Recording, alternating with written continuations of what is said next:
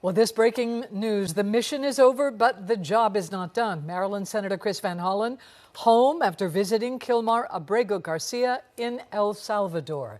Hello, everybody. I'm Denise Koch. And I'm Stefan Deagle. Welcome to those of you watching us on CBS News Baltimore and here on WJZ TV. This story continues to make national and international headlines. So Ashley Paul joins us in studio with what the senator had to say about his conversation with Abrego Garcia when he arrived just a short time ago. Ashley. Denise, well, Senator Van Hollen just landed at Dulles Airport about an hour ago, addressing the crowds about what may be considered a successful trip. But the question remains, will Kilmar Abrego Garcia ever return back to Maryland? And if so, when?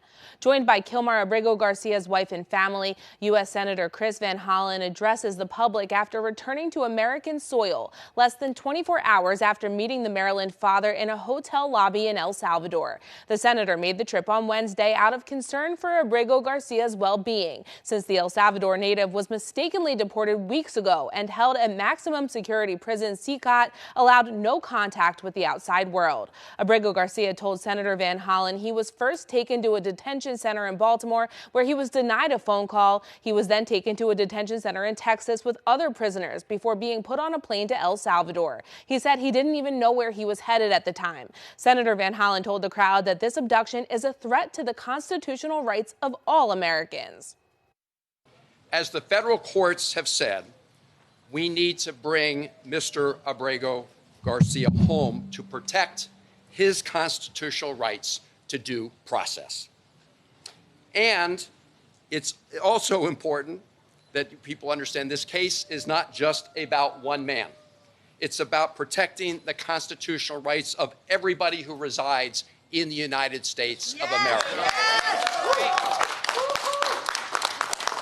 If you deny the constitutional rights of one man, you threaten the constitutional rights and due process for everyone else in America. Now, the trip has not come without backlash from Republicans, with members of the White House calling Van Hollen's trip, quote, disgusting, and President Trump standing by the decision to deport Abrego Garcia despite orders from the Supreme Court to facilitate his return. This man is according to certified statements that we get, is a very violent person. And they want this man to be brought back into our country where he can be free and to stay as a happily Maryland,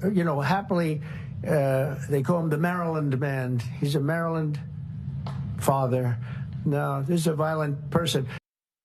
Now, it's important to note that Abrego Garcia has not been charged with any crimes. Now, meanwhile, a letter posted on X by Representative Glenn Ivey addressed to President Trump asks him to do anything within his power to get Abrego Garcia back to Maryland. Reading in part, quote, mistakenly removing a U.S. resident that has protection from deportation legally granted to him by an immigration court and then making no effort to get him back, not only puts Mr. Abrego Garcia's life in danger, but also violates the basic principles of due process and the rule of law, end quote. 14 members of Congress have signed this letter, but so far this afternoon, the president has yet to respond. Back to you.